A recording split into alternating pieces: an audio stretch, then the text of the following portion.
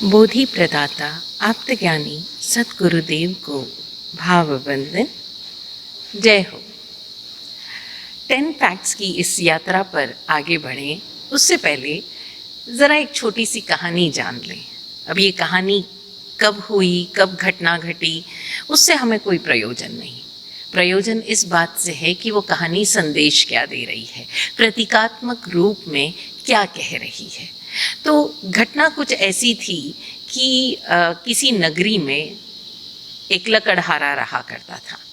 अब लकड़हारा है तो आप सोच सकते हो बड़ा फटेहाल था। बड़ी मुश्किल से दिन भर में जंगल में जाकर कुछ लकड़ियाँ बटोर पाता था और शाम होते होते वो लकड़ी का गट्ठर बांध कर नगर में आता। जो लकड़ियाँ बिक जाती उससे जो कुछ उसे पैसा मिलता उससे वो 2 जून की रोटी बड़ी मुश्किल से खा पाता था। अब जब खाना पीना ही बराबर नहीं था तो कपड़े लत्तों की तो बात ही क्या।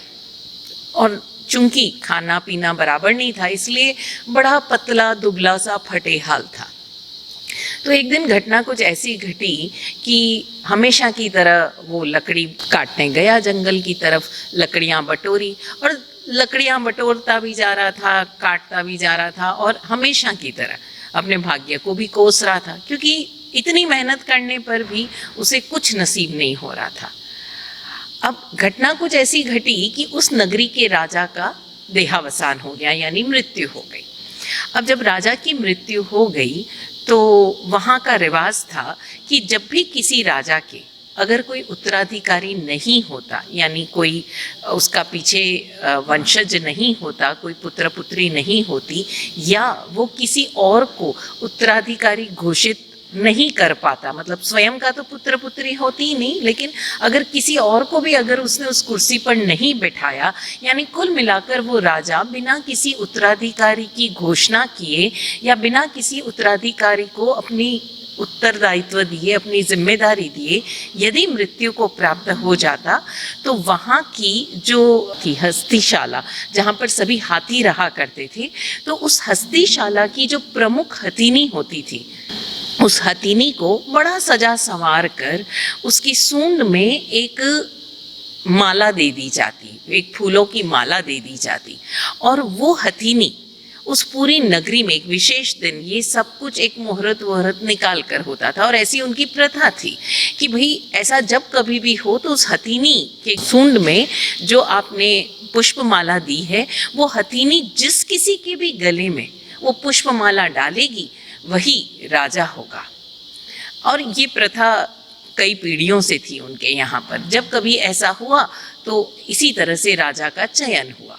तो राजा की मृत्यु हो चुकी थी और जिस दिन ये लकड़हारा गया एज यूजुअल लकड़ी काटने के लिए, उसी दिन वहाँ जो हथिनी थी उसको पूरा सजा संवार कर सुबह सुबह उसके सूंड में फूल माला दे दी गई, पुष्प माला दे दी गई। वो हथिनी सुबह से शाम हो गई, पूरा नगर घूम ली, लेकिन वो तो कहीं डाल ही नहीं रही। अब जो सारे मंत्रीगण थे, जो मंत्री परिषद था, वो भी थोड़ा परेशान हो रहा था कि ऐसा कैसे हो रहा है, मतलब क्या करेंगे अगर ये हथिनी किसी को चूज नहीं करती है, किसी का चयन नहीं करती है। अब आप इसे संयोग की बात कहो, नियति की बात कहो कि घूमते घूमते पूरा दिन हथिनी नगर के वहाँ पर पहुँची जहाँ से वो लकड़हारा नगर में प्रवेश कर रहा था अपनी लकड़ियाँ बेचने के लिए, और हथिनी ने जाकर वो पुष्पमाला उस लकड़हारे के गले में डाल दी। अब आप ज़रा सोचिए उस लकड़हारे की स्थिति, वो तो भौचक, क्योंकि कहीं सपने में भी अनुमान नहीं लगा सकता था। उसके पास तो ऐसी भी स्थिति नहीं थी कि वो नगरी के भीतर रहता, वो तो नगरी के बाहर एक कोई बड़ी मुश्किल से कोई झोंपड़ी उसने बना रखी थी, कोई टूटी फूटी, जिसमें 2-4 बर्तन थे, वो तो वहाँ रहता था। और नगर में प्रवेश भी सिर्फ इसलिए करता था कि वो लकड़ियाँ कोई खरीद ले तो वो 2 जून का आटा मसाला कुछ खरीद ले और अपना पेट पाल ले। उसके पास इससे ज़्यादा व्यवस्था ही नहीं थी। अब ऐसे व्यक्ति को जिसके शरीर पर तन ढकने को भी कपड़े नहीं, जो धोती पहना हुआ है वो भी ऐसी फटी मैली कुचैली कि स्वयं उसे अपने आप पर शर्म आए, ऐसे व्यक्ति को वो माला पहना दी गई। बाल बिखरे हुए, बेतरतीब, दाढ़ी बढ़ी हुई, शरीर बिल्कुल, मतलब कहते हैं ना, पेट अंदर धसा हुआ, गाल आंखें अंदर धसी हुई, भौंचक हो। तो ये हो क्या गया? उधर मंत्री परिषद भी भौंचक कि बाबा ये क्या कर दिया हथीनी ने, ऐसे व्यक्ति को राजा चुन लिया। लेकिन ये तो पूरी की पूरी नगरी के सामने हुआ है, अब इसको बदला नहीं जा सकता, इसको पलटा नहीं जा सकता, और ऐसा भी नहीं कहा जा सकता कि भाई हम आपको राजा स्वीकार ना करेंगे। अब जो हो गया वो हो गया, प्रथा है तो प्रथा है। उस लकड़हारे को उस हथीनी की पीठ पर बिठाकर राजमहल ले जाया गया। घोषणा हो गई कि भाई ये हमारे राजा हैं और कल इनका राज दरबार सजेगा। उसको वहाँ राजमहल ले जाया गया, भरपूर पेट भर भोजन कराया गया, नहलाया धुलाया, बाल वाल काट के दाढ़ी साफ की गई और खूब बहुमूल्य वस्त्र आभूषण पहनाए गए। कहा जाता है ना कि वस्त्र आभूषण पहनाने के बाद तो एक सूखी लकड़ी भी सुंदर लगने लगती है। तो यहाँ तो ये एक जीता जागता आदमी था। तो दूसरे दिन राज दरबार लगा तो शक्ल ही बदल गई उस लकड़हारे की। और सिर्फ शक्ल ही नहीं, उसकी चाल बदल गई, उसका एटीट्यूड बदल गया, उसका चेहरा बदल गया। अब वो बैठा है जी राज सिंहासन पर, उनकी जय जयकार हो गई, विधिवत उनको राज मुकुट पहनाया गया, विधिवत उनका पूरा दरबार हुआ और राजा ने प्रथम संबोधन भी दिया जैसा एक राजा देता है। अभी तक सब कुछ ठीक ठाक चल रहा था, मतलब मंत्री परिषद को भी लगा कि हमने जितना बुरा सोचा था उतना नहीं हुआ, हमारी लाज बच गई। ठीक है, संबोधन हो गया, सभा विसर्जित हुई। अब जब तक राजा अपना सिंहासन छोड़कर दरबार ना छोड़े तब तक कोई जा नहीं सकता। तो जैसे ही सभा विसर्जित होने को थी, राजा उठे अपने सिंहासन से और आंख के इशारे से उन मंत्री पर जो खड़े थे दोनों तरफ, क्योंकि राजा उठ गए थे तो वो भी उठ गए थे, तो जो सिंहासन के सीढ़ियों के पास खड़े थे तो उनको आंख के इशारे से पास बुलाया तो सब वहाँ सिंहासन के पास ऐसे लाइन बना के खड़े हो गए सर झुकाए हुए। तब वो राजा उतरे और एक एक के कंधे पर हाथ रख के अपने पूरे शरीर का भार उन कंधों पर डालते हुए नीचे उतरे। अब जब तक वो राज दरबार में संबोधन हुआ, महाराज बोला गया, उनके आगे वो मंत्री परिषद झुके, वहाँ तक तो ठीक था। लेकिन ये हाथ दे के उतरना उन मंत्रियों को भी थोड़ा कम भाया। उन्होंने राजा का सम्मान रखते हुए बोला, भीतर ही भीतर एक आग लग रही थी। ये कहाँ थोड़ी देर पहले, कुछ घंटों पहले तो ये एक फटेया लकड़हारा था और आज राजा बनते ही इतना अहम भाव आ गया, इतना एटीट्यूड आ गया अंदर कि अच्छा आप अब आपसे नीचे भी उतरने के लिए आपको किसी कंधे का सहारा चाहिए। कल तक तो तुम्हारे चलने के मतलब वो वांदे थे कि तुम्हारे पास चप्पल नहीं थे, कपड़े तो दूर की बात है, तुम्हारे पास चप्पल पहनने को नहीं थे, तुम नंगे पांव चल रहे थे और राज दरबार तो बहुत, तुम तो गली मोहल्ले में ऐसे चल रहे थे और आज तुम्हें नीचे उतरने के लिए भी एक सहारा चाहिए। क्या बात है। ये उनसे रहा नहीं गया, हजम नहीं हुई। तो एक मंत्री ने बड़ी विनम्रता से बोल दिया, महाराज हम आपको राजा के रूप में स्वीकार करते हैं, आपको पाकर ये नगरी धन्य हुई, जैसा एक औपचारिक रूप से बोला जाता है। लेकिन हमारे भीतर एक प्रश्न है महाराज कि अचानक एक ही दिन में ऐसा क्या हुआ कि आप एकदम बदल गए? एक ही रात में आपने इतनी अच्छी तरह से सभा को संबोधित किया, परंतु एक बात समझ में नहीं आई कि कल तक आपकी जो स्थिति थी, आज आपकी स्थिति ऐसी बदल गई कि आपको उतरने के लिए भी कंधों का सहारा चाहिए। अब वो जो लकड़हारा था, दुनिया तो देखी हुई थी उसने, बड़े मुस्कुराते हुए उसने जवाब दिया। उसको समझ में आ गया कि इन लोगों का ईगो हर्ट हो गया है कि बाबा कल तक तो ये लकड़हारा था और हम मंत्री थे, हम ऐसी स्थिति में थे, आज ये एक ही दिन में राजा बनकर हमको ऐसे देख रहा है।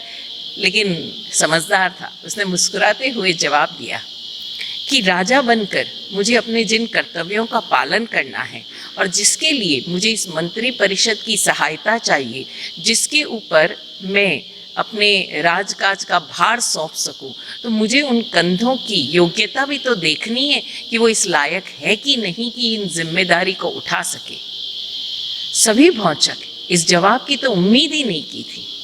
अब आप सोच सकते हो कि कुर्सी अक्ल दे देती है, आपने सुना भी तो होगा ना कि कुर्सी पर बैठते ही आदमी को अक्ल आ जाती है, बुद्धि आ जाती है।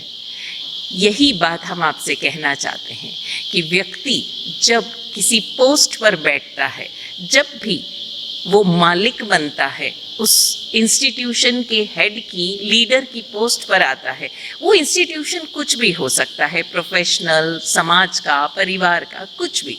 लेकिन जब वो उस पोस्ट पर आ जाता है तो वो पोस्ट स्वयं उसे वो उत्तरदायित्व की भावना देती है, वो उत्तरदायित्व की समझ देती है, जिम्मेदारी की समझ देती है, और इसी कारण वो अपनी जिम्मेदारी निभा पाता है। तो हम उस पोस्ट को, उस मालिक को, वो जो अथॉरिटी है उसको सम्मान देना सीखे। वरना अगर हम उसे सम्मान नहीं दे पाए तो होगा कुछ नहीं, हमारी दृष्टि में कमियां देखने की आदत पड़ जाएगी और तब हम अहंकारी हो जाएंगे, स्वच्छंद हो जाएंगे और धीरे धीरे अपनी कार्य के प्रति, अपने उत्तरदायित्वों के प्रति, अपनी जिम्मेदारियों के प्रति हम लापरवाह होते चले जाएंगे और तब हम पूरे सिस्टम को डिस्टर्ब करेंगे। अब अगर हम पूरे सिस्टम को डिस्टर्ब करेंगे तो वो सिस्टम हमारा सम्मान नहीं करेगा, हमारा सहयोग नहीं करेगा। और सिस्टम को डिस्टर्ब करना यानी इतने सारे व्यक्तियों के विल पावर को चैलेंज करना। जब हम सिस्टम का सम्मान करना सीखेंगे तब हम स्वयं उस मालिक के गुण देखना सीखेंगे, उस लीडर के, उस ऑथराइज्ड पर्सन के गुण देखना सीखेंगे। और जब हमारी दृष्टि वो गुणग्राही हो जाएगी, हम गुणों को देखने वाली दृष्टि हो जाएगी, तो हम ऑटोमेटिकली डिसिप्लिन्ड हो जाएंगे। और ये सेल्फ डिसिप्लिन हमारी योग्यताओं को उजागर करने में सहयोगी होगा। और जब हमारी योग्यताएं उजागर होगी तो निश्चित रूप से हम अपने लक्ष्य तक पहुंचेंगे। लक्ष्य तक पहुंचेंगे यानी हम भी मालिक बन जाएंगे। लेकिन अगर हम अपने दायित्वों का निर्वहन नहीं कर पाएंगे, जो जिम्मेदारी हमें दी गई है हम उसका निर्वहन नहीं कर पाएंगे, मात्र इस कारण से कि जो हमें आज्ञा दे रहा है, जो हमें ऑर्डर दे रहा है, उसका हम सम्मान नहीं करते, तो हम उसका सम्मान इसलिए ना करें कि वो सम्मान का अधिकारी है, हम उसका सम्मान इसलिए करें क्योंकि हमें भी एक दिन उस पोस्ट पर पहुंचना है। कई बार हम आवेग में आकर कह देते हैं, अरे मुझ में इतनी ताकत है, मैं पूरे सिस्टम को बदल सकता हूँ, मैं इस सिस्टम की परवाह ही नहीं करता, मैं तो इस सिस्टम को तोड़ डालूंगा, मैं इस सिस्टम को पूरा हिला डालूंगा, मैं नया सिस्टम क्रिएट करूँगा। तो हम समझें कि ये मात्र आवेग ही है। जब तक हम सिस्टम को समझेंगे नहीं, और सिस्टम को हम कब समझेंगे? जब हम सिस्टम के भीतर उतरकर उसकी पूरे कार्य प्रणाली को समझेंगे। और जब हम सिस्टम को समझेंगे तभी तो हम उस सिस्टम में रही हुई खामियों को देख पाएंगे और तभी हम उन खामियों को दूर करने के उपाय कर पाएंगे। मात्र ऊपरी स्तर पर, सतही स्तर पर हम सिस्टम को बदलने की बातें करते हैं, तोड़ने की बातें करते हैं और अंततः हमने देखा है ऐसा जो कहते हैं ना, थोथा चना बाजे घड़ा, है ना, जो गरजते हैं वो बरसते नहीं। तो ऐसे लोग सिर्फ 4-5 नारे लगा के रह जाते हैं और अंततः खुद ही टूट जाते हैं, कारण कि वो स्वयं डिसिप्लिन्ड नहीं है। तो हमें अगर वाकई अपना सिस्टम क्रिएट करना है तो पहले हम सिस्टम में रहना सीखे, सिस्टम का सम्मान करना सीखे, इन ऑर्डर रहना सीखे। और ये सिस्टम केवल प्रोफेशनल एरियाज में नहीं है, ये सिस्टम आपको हर जगह पर मिलेगा। हम परिवारों में देखें, अक्सर हम परिवार के मुखिया का सम्मान नहीं करते, खासकर छोटी छोटी बातों पर। जैसे एक परिवार के मुखिया का कहना है कि बाबा मुझे रात को 10 बजे के बाद घर में आना समझ नहीं आता, तो सभी सदस्य 10 बजे आ जाए। अब ऐसे में क्या होता है कि जो यंगस्टर्स हैं वो बोलते पार्टीज तो रात को ही होती है, ऐसी कोई बात थोड़ी, हम दिन भर काम करते हैं तो हमें पार्टीज में जाने का अधिकार है। अब वो लड़ झगड़ कर परिवार के मुखिया के खिलाफ जाते हैं। अब इससे होगा कुछ नहीं, दूरियां बनेगी, वो तो एक अलग बात है, लेकिन हम समझे कि जो मालिक है ना वो एक इंडिविजुअल व्यक्ति नहीं है, वो एक कलेक्टिव पोस्ट है, वो एक इंडिविजुअल कॉन्शियसनेस नहीं है, वो एक इंडिविजुअल विल पावर नहीं है, वो एक कलेक्टिव विल पावर है। और जब आप उस मुखिया का सम्मान नहीं करते, उसकी आज्ञा के या उसके सिस्टम के विरुद्ध जाते हो, मालिक की बात को नहीं सुनते हो, उस आज्ञा के विरुद्ध जाते हो, तब क्या होता है, आप उस कलेक्टिव विल पावर को चैलेंज करते हो, आप उन्हें आहत करते हो। और तब वो विल पावर जो आशीर्वाद के रूप में, गाइडेंस के रूप में, दिशा निर्देश के रूप में आपके लक्ष्यों को प्राप्त करने में सहयोगी हो सकती थी, आप उसका अपमान कर बैठते हो, उसका तिरस्कार कर बैठते हो, अपने आप से उस विल पावर को काट लेते हो। और ये विल पावर आपके लिए एक एसेट हो सकती थी, आपने उससे खुद को वंचित कर दिया। अक्सर हम कई बार लोगों को कहते हैं कि बाबा आप बात करो, बीच का रास्ता निकालो, लेकिन ये बात ना तो बुजुर्ग पीढ़ी को समझ में आती है जो मालिक पीढ़ी है, और ना युवा पीढ़ी को। ज़रा समझें हम, ये छोटी छोटी बातें हैं। कई बार जैसे जो नई बहू घर में आती है, उसके कपड़ों को लेकर ये बातचीत होती है कि अच्छा नहीं मैं तो ये नहीं पहनूंगी, मैं तो ऐसे ही पहनूंगी। या जो बच्चा सुबह उठ रहा है कि नहीं मैं तो इतने बजे नहीं इतने बजे ही उठूंगा। ज़रा हम समझें कि जो मालिक है वो अधिकारी है, वो ऑथराइज्ड पर्सन है।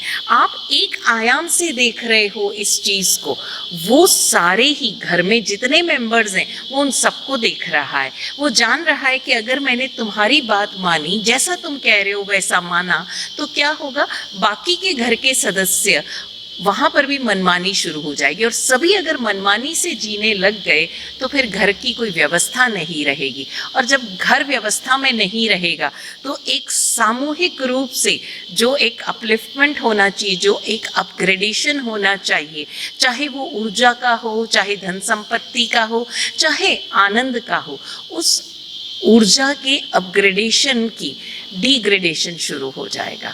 तो हम ज़रा समझें कि जब हम कहते हैं कि मालिक सदा अधिकारी होता है, तो हम उस मालिक का सम्मान करना सीखें, उसकी बनाए गए डिसिप्लिन्स को फॉलो करना सीखें, ताकि हमें भी वो सिस्टम बनाना आए, हम भी सेल्फ डिसिप्लिन होकर अपने लक्ष्य तक पहुंच पाएं और एक दिन स्वयं मालिक बन पाएं।